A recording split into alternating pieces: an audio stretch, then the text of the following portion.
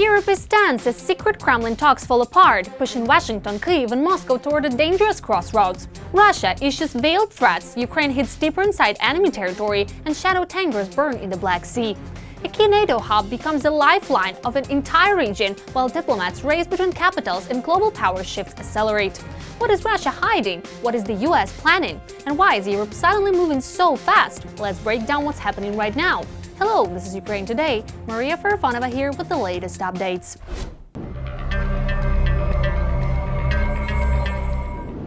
Vladimir Putin rejected the peace proposal put forward by the United States and Ukraine during a meeting with US delegation in Moscow, and he's unlikely to agree to any compromises other than his original war aims, according to the American Institute for the Study of War, which commented on the outcome of the talks in its report. Analysts also noted the Kremlin statement that the US and Russian delegations agreed not to disclose the substance of the negotiations. This aligns with ISW's earlier assessments that the Kremlin intends to avoid publicly discussing the outcomes of the meeting in order to conceal Russia's rejection of the US-Ukrainian peace proposal. Senior Kremlin officials, including Putin, have consistently dismissed the 28-point peace plan and its subsequent iterations since they first emerged in mid-November 2025, as these proposals failed to accommodate all of Russia's maximalist war demands. The Russian leader claimed that Europe is obstructing US President Donald Trump's peace efforts and has drafted peace proposals containing points that are absolutely unacceptable to Russia.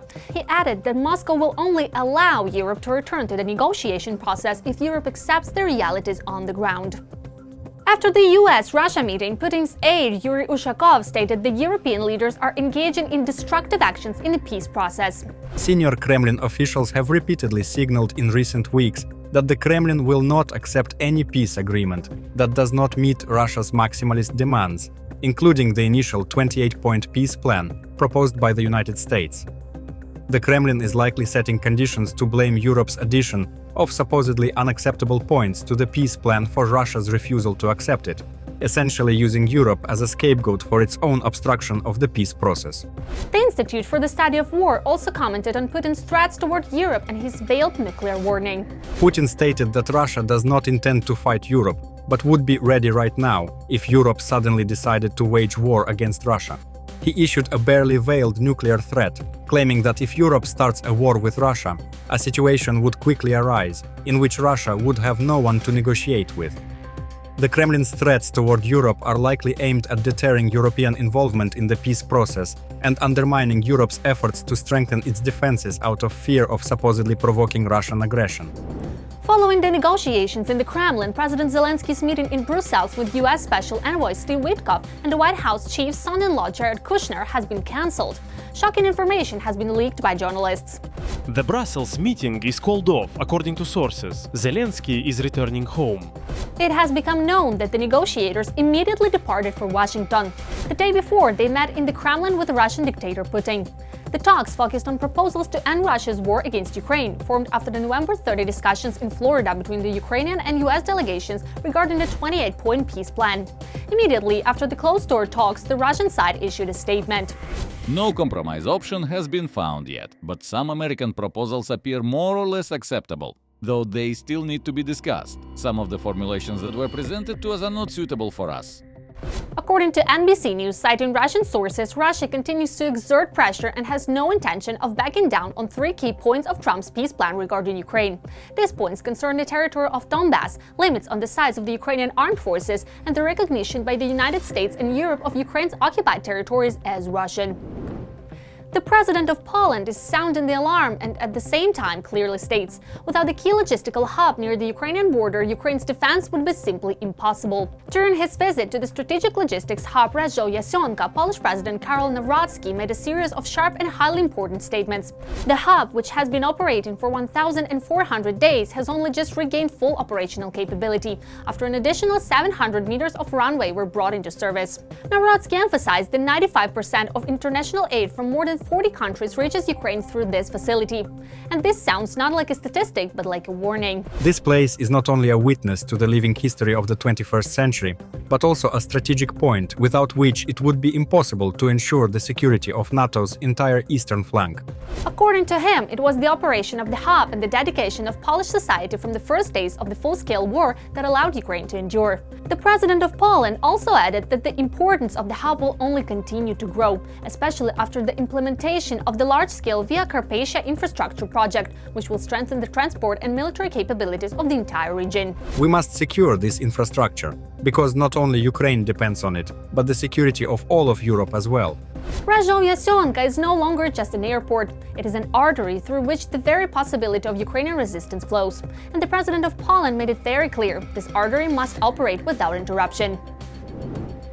The European Commission is developing a legal solution to address Belgium's concerns about providing Ukraine with a loan backed by the 140 billion euros in Russian assets frozen in Brussels. Belgium fears that if Ukraine receives 140 billion euros, a pro-Russian EU country such as Hungary or Slovakia could veto the renewal of the EU sanctions regime against Moscow. This would require Belgium to immediately return the missing billions to Russia. To eliminate this risk, the European Commission intends to use Article 122 of the EU Treaty, which allows governments to adopt decisions in a spirit of solidarity between member states regarding measures appropriate to the economic situation. The Commission's plan is to prevent individual EU countries from being able to lift sanctions, thereby depriving Hungary of a potential veto. One diplomat noted that this strategy is a way to secure Belgium's support. Steve Witkoff has once again landed in Moscow. The special envoy of Donald Trump, recently embroiled in a major scandal, arrived to present Putin with the latest version of the so-called peace plan. Before the meeting with the Kremlin leader, Russian officials treated an American guest to a carefully curated welcome. Not street food pastries this time, but a visit to a Moscow restaurant awarded a Michelin star in 2022. How Russia hosted its distinguished visitors from across the Atlantic, and whether this meeting brings the end of the war any closer, all of that ahead in our report. The Americans have visited Russia again. They were met at Vnukovo by Putin's special representative, Kirill Dmitriev. The Kremlin is preparing to push its own version of a peace plan for Ukraine. There is a process underway. The process is a serious one. Just now, Putin said that he would inform Lukashenko about how things stand on this track. Right now, there is probably nothing more important than this. Of course, there will be many people who won't shy away from anything to disrupt this process. The day before, Stephen Witkoff took part in a meeting between the American delegation and representatives of Ukraine in Florida. We don't just want to end the ongoing devastating war. We also want to actively help Ukraine achieve lasting, enduring security and a stable future so that it never, ever has to face another unprovoked invasion again in its sovereign territory. The negotiations were productive, but more work is still needed. Some progress was noted, however, no concrete agreements were reached. We are already halfway to ensuring Ukraine's independence. Today we made significant progress. Russia must become part of the equation for a Ukrainian settlement. To that end, Witkoff will travel to Moscow. American journalists are speculating that this time, Trump has sent an unusual team of negotiators to Russia, Stephen Witkoff and Jared Kushner. While the Trump administration is hastily and urgently seeking to conclude a comprehensive peace agreement to effectively end the protracted war in Ukraine, President Donald Trump is simultaneously sending two of his most senior and experienced top diplomats to Moscow for crucial discussions. They are his former business partner and his son-in-law, and neither of them has been confirmed by Senate lawmakers. Rumor has it in the White House that with this move, Trump is showing his preference for personal diplomacy over bureaucracy. The U.S. president believes that it is Witkoff and Kushner who are supposedly capable of closing the deal. Since the Moscow authorities are justifiably proud of what they have accomplished for the development of the capital in recent times. Who is the negotiator on the Russian side? Putin himself spoke about this. When we actually sit down at the negotiating table and begin to seriously and specifically discuss each of the proposed points for discussion, on our side, the Ministry of Foreign Affairs is involved, and from the administration, it's Vladimir Rostislavovich Medinsky, the presidential aide. He has been handling this from the very beginning. That's right. Well, for current matters, in order to organize all this work, I have also involved my aide, Yuri Viktorovich Ushakov. He is in contact with his American counterparts, but he can't do all of this alone.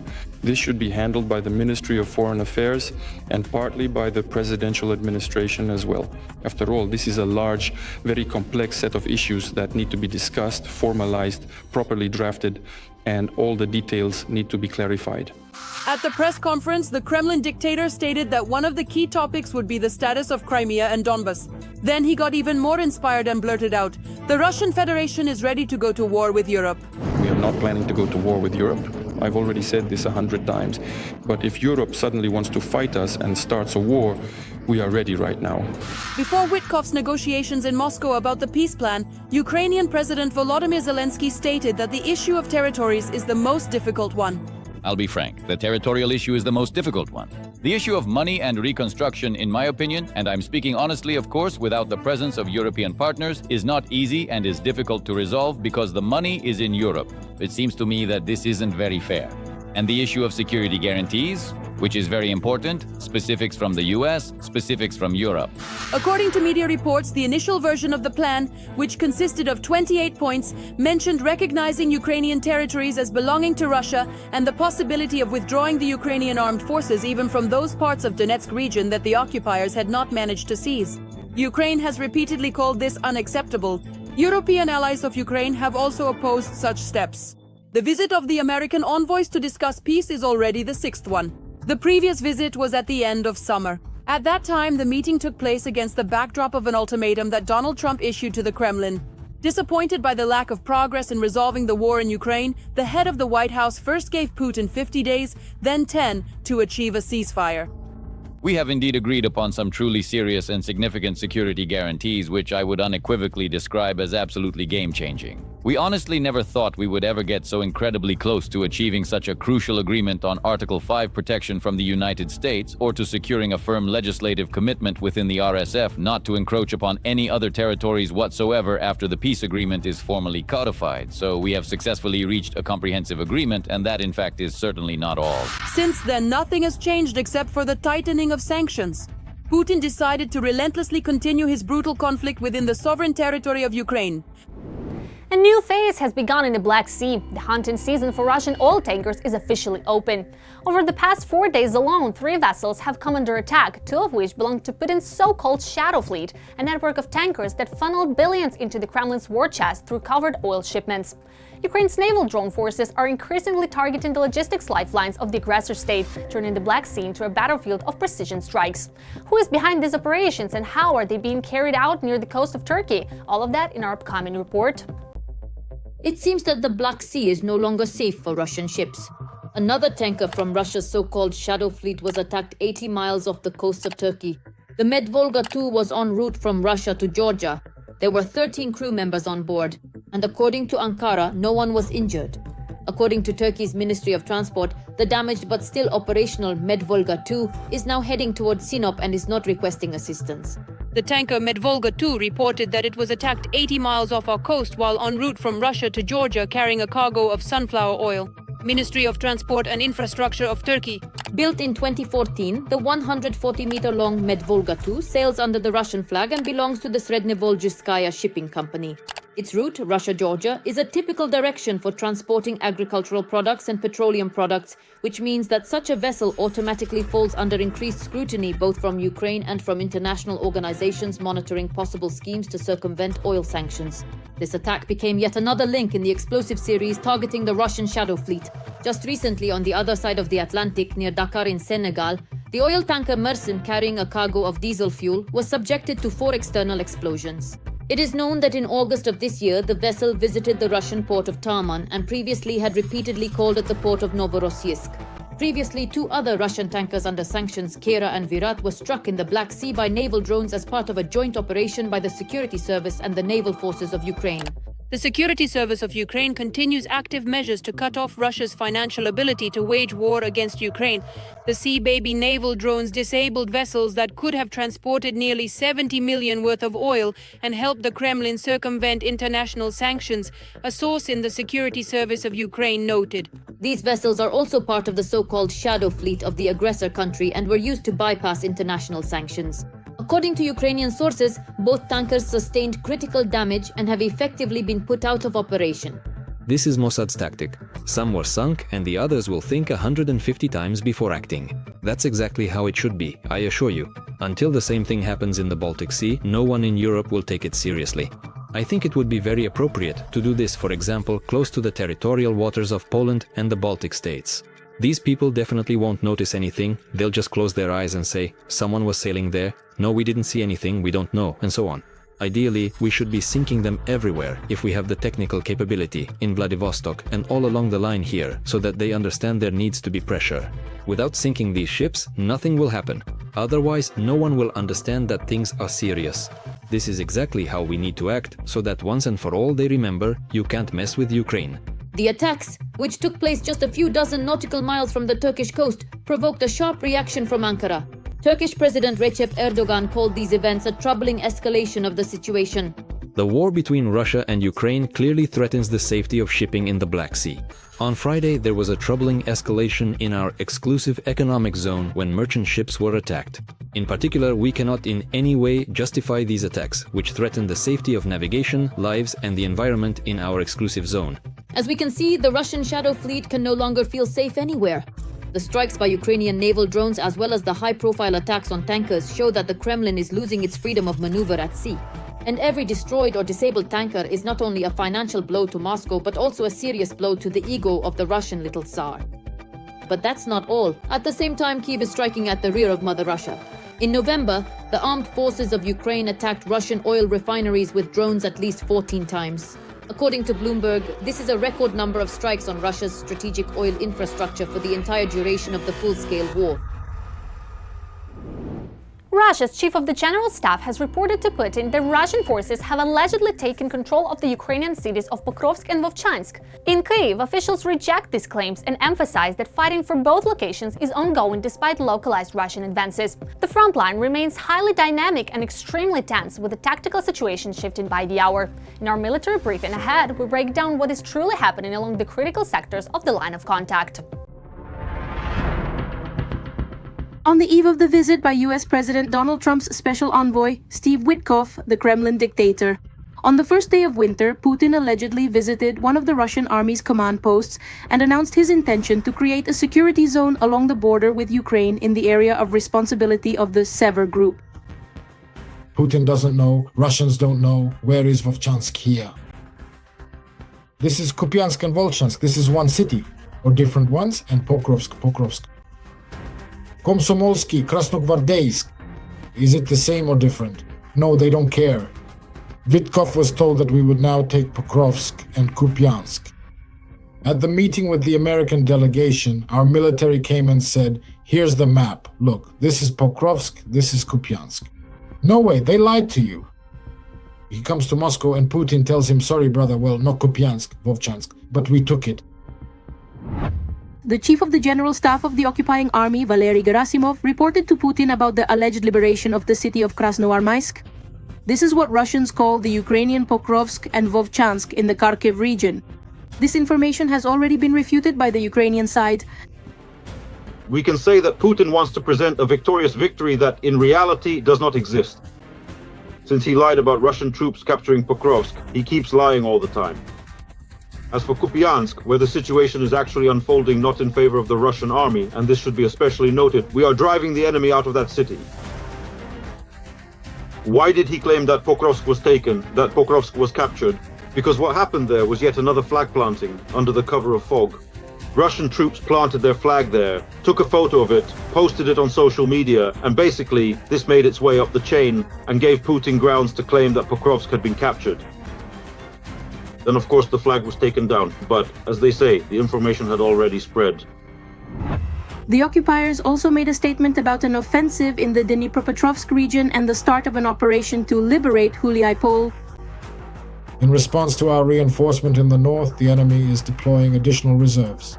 Obviously, the brigades they are now deploying are the ones that were supposed to be in the second echelon to build on their success. This means their reserves are not unlimited. According to Deep State, the Russian army has advanced in Pokrovsk and near Mirnohrad. There was also a breakthrough in Stepnohirsk on the Zaporizhzhia front. Yesterday, the head of the Russian General Staff, Gerasimov, claimed that Stepnohirsk was encircled. I I understand that Putin is constantly being misinformed by his own generals about the real situation. They embellish the situation at the front. They seize territories on credit, but then it turns out that the enemy is already launching counterattacks, trying to make reality fit the reports.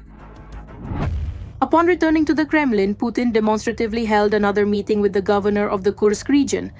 They discussed people displaced from the border regions of the Kursk region. Such disinformation, of course, could be linked to Witkoff's visit. Of course, this will be fed into his ear. I'm very afraid that this will then make its way to Washington and result in yet another round of pressure on Ukraine. As if to say, you'll soon lose everything anyway. Donbass, since Putin has taken Pokrovsk in quotes, taken Kupiansk in quotes, and you will continue to lose territory further on. So go along with the terms of the peace agreement being offered to you, because it will only get worse later. Despite the lull in the information space, actual fighting continues in the Sumy direction. The scale of the confrontation there is smaller, because the Russians here have redeployed their main forces to those same Marine brigades. They need them badly near Pokrovsk and in the Kostiantynivka direction. But we too have been forced to reduce the number of our forces. Kherson, the Russian army is still fighting against the civilian population. There, the occupiers hunt down every unarmed person who can't escape from a drone or a KAB bomb. That's all for now. Stay with us to be the first to know what's happening right now. Don't forget to subscribe and hit the like button. See you soon.